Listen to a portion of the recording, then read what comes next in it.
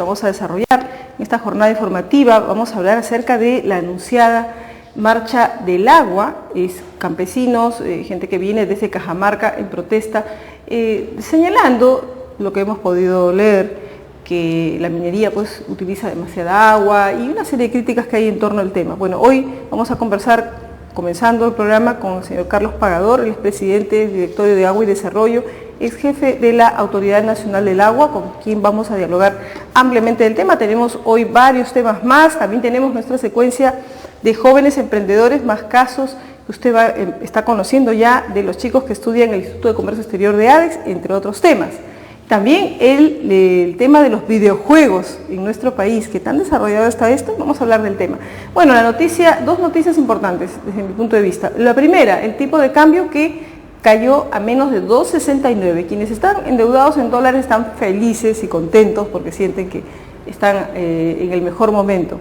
Bueno, efectivamente el billete verde llegó a 2.69.0, en algún momento cerca al 2.68, y el Banco Central de Reserva tuvo que comprar nuevamente, esta vez 53 millones de dólares. Acordémonos que ya en la víspera había comprado 63, se habla de que este mes está comprando mucho más que el año pasado, y febrero se pinta como un escenario muy parecido, porque conforme se acerca el periodo de pago de impuestos, las empresas que tienen dólares van a cambiar esos dólares por soles en el mercado y habrá una presión también a la baja. Reparto de utilidades será otra razón para que también marzo, es decir, un primer trimestre con un dólar 2.69, 2.68 es el pronóstico de los analistas. En enero el dólar retrocedió 0,26. Quienes están en la bolsa de valores sí tienen que estar muy contentos por los resultados obtenidos, que los vamos a analizar en detalle el día de mañana.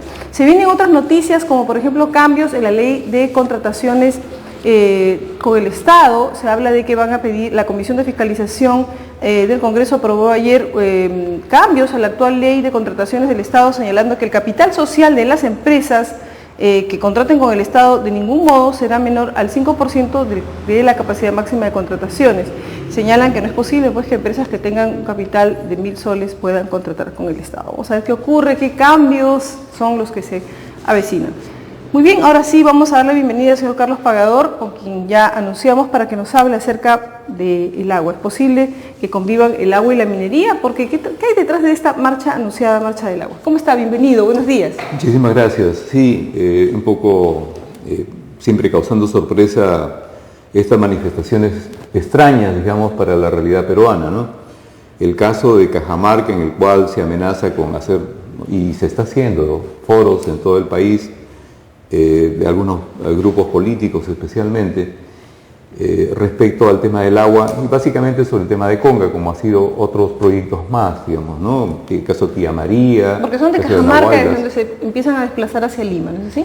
Claro, sin embargo, esto está, digamos, en una red nacional, ¿no? Que se van articulando. El caso de Cajamarca, que viene de Conga, un proyecto que en líneas generales está trazado para que utilice el 1% del agua, menos del 1% del agua, y entre lo que es minería y lo que es agricultura, pues la diferencia es abismal. O sea, no, digamos, cuando se habla de las buenas relaciones o qué relaciones puede haber entre agricultura y minería, realmente muy poca, porque la minería demanda 80 veces menos que la agricultura. De manera tal que en cantidad de agua, digamos, no hay ninguna discusión. En absoluto. Es más, en términos de eficiencia, por ejemplo, en la agricultura se pierde el 82% del agua, y en minería no se pierde nada, porque simplemente como se recicla todo, la nueva minería, digamos, reusa totalmente todo el agua. Sin embargo, claro, al año se evapora el agua y hay que reponerla. En el caso de Conga, si mal no recuerdo, es el 20%, o sea, casi nada. En términos de calidad de agua, por ejemplo, interesante, en términos de calidad de agua, mientras que la minería hace un reproceso constante y no desperdicia, digamos, ningún metal y tiene un vertimiento cero, en el caso de la agricultura tenemos que el uso de fertilizantes y pesticidas origina una contaminación difusa que no la conocemos, ¿no? Entonces, yo diría, entre agricultura y minería no hay mucha comparación que hacer, digamos, ¿no? realmente pueden convivir porque la cantidad que utiliza la minería es muy pequeña comparada con lo de la entonces, agricultura. ¿por qué reclama la población? Se preguntarán muchos. Básicamente hay, creo, en el mundo hay una corriente de conservacionismo muy fuerte ligada a un tema político, ¿no? Y que realmente más que, digamos, tema de fondo, ¿no? En el tema ecológico, el agua es uno de los, digamos, puntos más, un recurso más tangible, el que se puede ver, no así como el aire o el suelo, etcétera. Y entonces se toma como una bandera, digamos, política este tema. En el caso, por ejemplo, de Cajamarca, que es emblemático, básicamente el caso de Conga emplearía menos del 1% del agua y el 99% del agua es para otros usos. En este momento prácticamente el 70% del agua de esa zona se está desperdiciando, se está perdiendo, vamos a decir, ¿no? Y otro tema que me parece curioso, porque se utiliza bastante este asunto, es el tema de cabecera de cuenca, por ejemplo, ¿no? En realidad, cabecera de cuenca... un poco este tema, por favor, para la población. Ok. Cabecera de cuenca aparentemente significa que solamente llueve en un cerro, lo cual no es cierto. Realmente en una cuenca es toda una zona que se llama imbrífera o zona húmeda donde llueve, hay alta precipitación. Entonces no llueve en un cerro, sino llueve en una zona muy extensa. ¿Y cuál es la queja concreta de ellos? La queja concreta de ellos es que en apariencia, en que puede llover solamente en un cerro, ese cerro sería, o toda esa agua que cae en ese cerro sería captada por la mina y por lo tanto la mina utilizaría el 100% del agua y también la contaminaría, ¿no? Lo cual, digamos, en términos técnicos, eso no existe. No existe. No existe.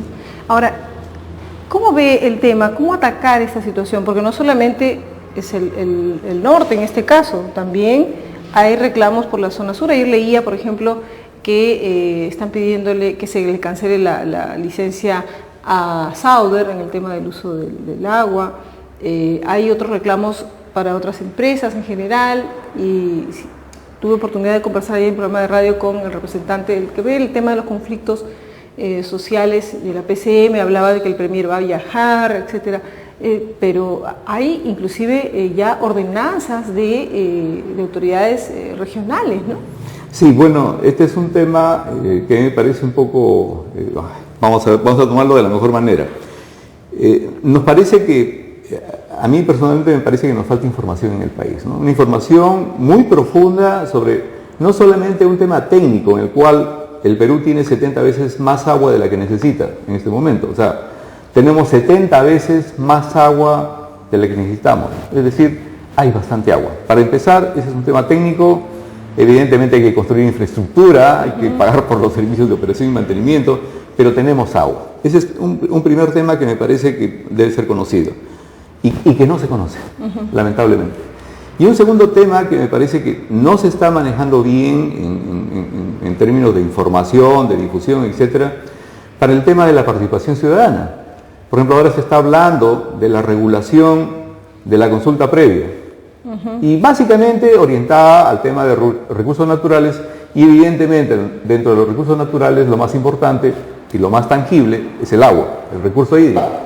Pues el año 2009, o sea, hace 3 años, ya se publicó y está aprobada, está promulgada la Ley de Recursos Hídricos. Y la Ley de Recursos Hídricos y su reglamento, ¿no?, que ya tiene un buen tiempo, tiene considerada la creación de los consejos de recursos hídricos de las cuencas, en la cual no hay consulta, hay participación activa. Entonces, yo diría que le falta a los presidentes regionales para conformar su Consejo de Recursos Hídricos, que está considerada en la ley, ya está puesta y está para implementarla. Entonces, ¿Y cuál sería la función de esos recursos, de esos consejos? El Consejo de Recursos Hídricos son los que en un grupo conformado, propuesto por el presidente regional, aprobado por el gabinete ministerial en Consejo de Ministros, con un decreto supremo, conforman su Consejo de Recursos Hídricos y su misión fundamental es hacer su plan de gestión de recursos hídricos. ¿Qué significa? ¿Qué significa todo este tema? Definir qué hacer con sus recursos hídricos en las cuencas hidrográficas digamos, en los cuales los gobiernos regionales tienen competencia. ¿Hacia dónde se va a distribuir? Hacia dónde van a implementar el desarrollo de su región con sus recursos hídricos. O sea, cosa que no se ha hecho seguramente. Cosa que me parece rara, que esa ordenanza regional en la cual, digamos, definen e intangibilizan una cabecera de cuenca, entre comillas, revela poco conocimiento técnico, revela que falta conocimiento de las normas legales, procedimientos administrativos, ¿no? que están al alcance de la mano y que tranquilamente la pueden hacer. Efectivamente, qué lamentable. Yo siento que todo esto que estaba pasando abona en desanimar a la inversión privada. La inversión privada que necesitamos, escuchaba más de una ocasión, 50 y tantos mil millones en proyectos de la minería, ¿no es cierto?, de la minería responsable, porque también hay la irresponsable, hay que reconocerlo. Todo esto se necesita porque el Estado no puede ser fuente permanente de crecimiento, tiene que serlo la inversión privada. Sí, yo creo que es preocupante, y solamente, digamos, para referirnos a los que nos preocupa el tema de recursos hídricos, por ejemplo, existen proyectos en el cual definitivamente es necesaria la participación privada. El Estado no puede financiar las grandes inversiones en recursos hídricos.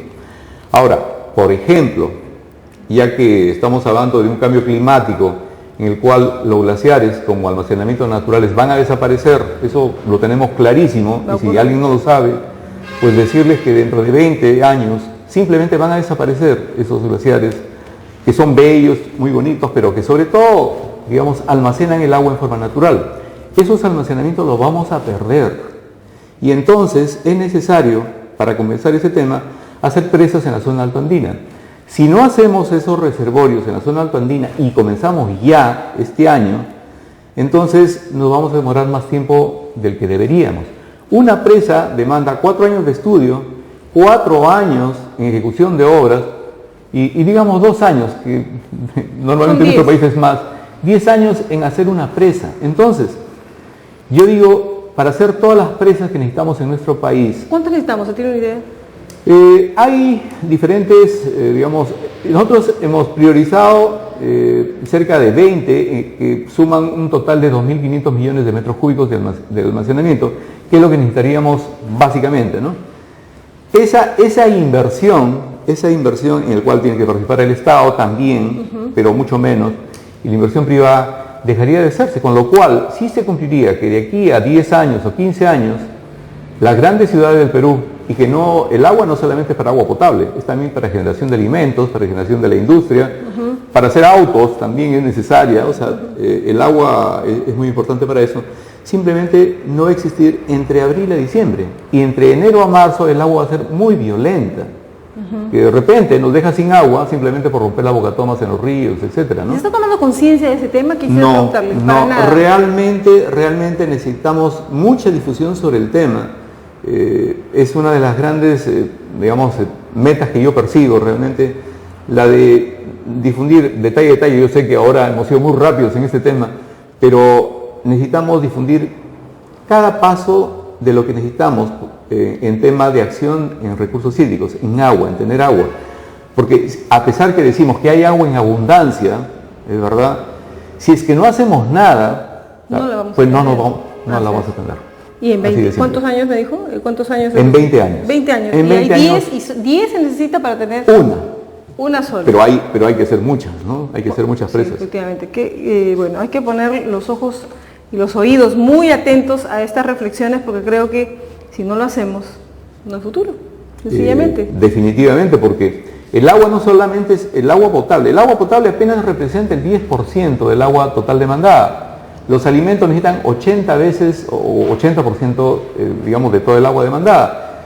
Si ustedes tienen una idea aproximadamente, y ahora les doy una comparación, ustedes toman al día 2 litros de agua, pero un solo pan gasta 80 litros de agua. Eso significa, digamos, que hay que sembrar el trigo o el maíz, lo que sea, y para llevarlo a un pan necesita 80 litros. O sea, toda la cadena... Toda esa cadena de producción de un pan significa el uso de esa agua. Y necesitamos esa agua no solamente para tomar ese vasito o esos 4 vasitos al día, sino necesitamos mucho más.